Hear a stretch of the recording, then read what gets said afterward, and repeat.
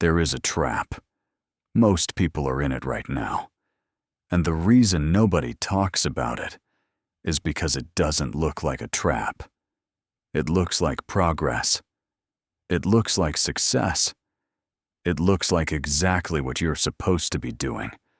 You got a raise. You moved to a better apartment. You bought a nicer car. You upgraded your lifestyle. Because you earned it. Because you worked for it. Because that's what progress looks like. Except, it isn't. Not really. Because here's what actually happened. Your income went up. And your expenses went up with it. Immediately. Automatically. Without a decision being made. And the gap between what you earn and what you keep stayed exactly the same. Or got smaller. This trap has a name. Lifestyle creep. And it is quietly responsible for more financial failure than bad investments, bad decisions, and bad luck combined. Because it happens to everyone, including the people who know about it, including you, right now. Lifestyle creep is simple. Every time your income increases, your spending increases to match it. Not because you planned it, not because you decided it, just because it's easy. Because spending more, when you have more, feels natural, feels deserved, feels right. And in small amounts, it is right. You should enjoy the results of your work. Nobody is arguing otherwise. But here's where it becomes a trap. When every dollar of new income immediately becomes a dollar of new spending, you never build anything. You just live at a higher level, with the same financial position, the same distance from freedom, the same vulnerability to disruption, just with better furniture. Think about this. The average person gets roughly 5 raises over their career. Each one feels like progress. Each one comes with a small lifestyle upgrade, a better car, a bigger apartment, more dining out, more travel, more comfort. And by the time they reach peak earnings, they're spending almost everything they make.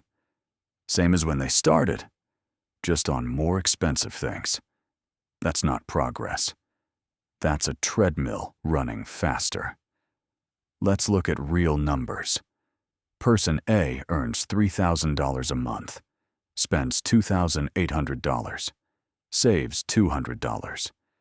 They get a raise to $4,000.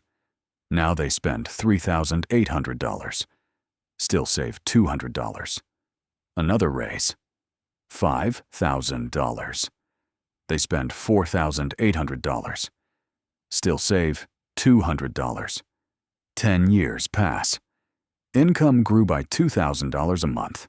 Savings stayed the same, $200. Every month for 10 years. Now person B, same starting point, same raises. But every time income increases, person B saves 50% of the raise, spends the other 50%, still enjoys the increase, still upgrades the lifestyle, just not completely. Year 1 raise, $1,000 more per month. Person B saves $500 of it. Year 3 raise, another $500. Person B saves $250 of it. After 10 years, person B is saving $750 a month more than person A. $750 a month at 8% return over 10 years. That's $137,000 from the same raises, the same income growth, just a different ratio. Not all or nothing, just 50-50. Half to lifestyle, half to building. That's the difference between the trap and the way out. First objection. I work hard for my raises. I deserve to enjoy them. Why should I save everything? And you're right. You do deserve to enjoy them. Nobody is saying, save everything. Nobody is saying, live like you're still earning less. The point is not sacrifice, The point is ratio. Right now, most people's ratio is 100 over 0.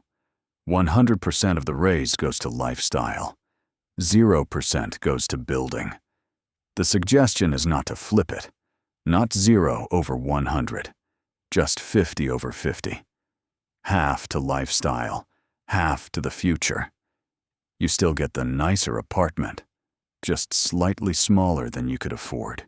You still get the better car, just one model down from the top. You still travel, just one fewer trip per year. The lifestyle still improves. It just doesn't improve at the exact same rate as your income. And the gap that creates is where wealth is built. Here's what makes this trap particularly dangerous. It catches smart people, informed people, people who know better, and it catches them because it works through emotion, not logic. Here's how it happens. You get a raise. Your brain registers it as a reward, a signal that things are better now, that you've leveled up. And leveling up feels like it should come with visible changes. A better apartment, a nicer car, upgraded experiences. Because if nothing changes externally, the raise doesn't feel real, doesn't feel earned, doesn't feel like progress. And this is social too. People around you expect the upgrade. Friends, family, colleagues. Oh, you got a raise? You should treat yourself. You've been working so hard. You deserve something nice. And spending becomes a way of confirming the progress, of showing that things are better, of feeling like the work paid off. But here's what none of them say. The raise already paid off. It's in your account. You don't have to spend it to prove it happened. Second objection. Costs go up every year. My raise just covers inflation. I'm not actually spending more in real terms. This is partially true. Some of your raise does cover inflation. Basic costs do go up. Groceries, utilities, transport. These increases are real, and accounting for them is correct. But here's what the data shows. When people receive raises, their discretionary spending increases at a rate far higher than inflation. Not just covering the basics, upgrading beyond them. A raise of 10% with inflation at 3% should mean 7% available for building. But most people's lifestyle expands by 9%, spending 2% more than the raise even covers. Going backwards, not because they're irresponsible, because nobody told them to make the distinction between inflation-adjusted spending and lifestyle expansion. One is necessary, the other is a choice, and choices can be made differently. Here's what makes lifestyle creep even more dangerous. It's not just about the money you spend. It's about the money you now need. Every lifestyle upgrade increases your financial floor, the minimum you need to survive. A nicer apartment doesn't just cost more monthly. It raises the income you need to maintain your life. A more expensive car raises your insurance, your maintenance costs, your monthly payment. Each upgrade makes you more dependent on your current income, more vulnerable to losing it, less able to take risks, less able to say no to things you don't want, less free, because freedom is the distance between what you earn and what you need. And lifestyle creep shrinks that distance every time you let it, until you're earning well, but trapped completely, unable to leave, unable to change, unable to build, because everything you earn is already spoken for. Last objection. Everyone upgrades their lifestyle as they earn more. That's just normal adult progression. You can't live like a student forever. And you're right. You shouldn't live like a student forever. Your lifestyle should improve. That's the point of working. But here's the distinction. Normal adult progression and financial trap look identical from the outside. The difference is what's happening underneath. Normal progression. Income grows faster than expenses. Gap widens, wealth builds. Lifestyle trap. Expenses grow as fast as income. Gap stays the same. Nothing builds. Both people have nicer apartments. Both have better cars. Both look like they're doing well. But one is building something real. The other is running faster on the same treadmill. And you can't tell which is which by looking at what they spend. Only by looking at what they keep. 3 rules. Simple. Permanent. Rule 1. The 50% rule for raises. Every time your income increases, before you spend any of it, redirect 50% automatically into a separate account, into an investment, into something that builds. The other 50% is yours to enjoy, completely, without guilt. But the first 50% moves before you can see it, before you can spend it, before your lifestyle can expand to fill it.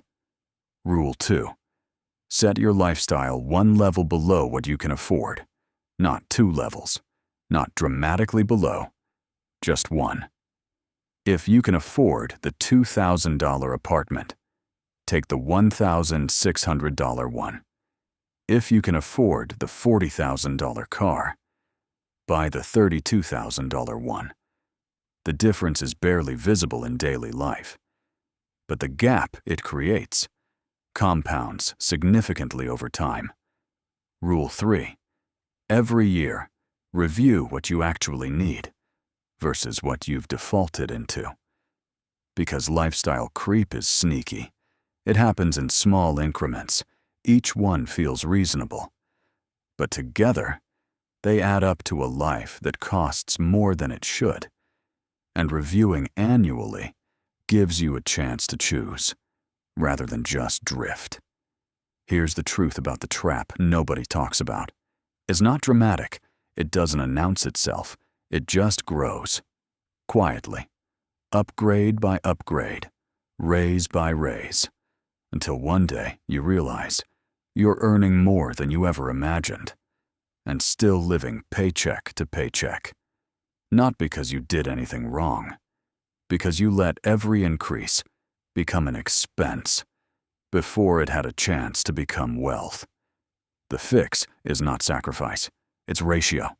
Half to lifestyle, half to building. Every raise, every bonus, every increase. That ratio, applied consistently, changes everything. Not overnight, but inevitably. Because the trap works through consistency. And so does the way out. The system is simple. Protect the gap. Widen it deliberately. Let it build. The decision is yours.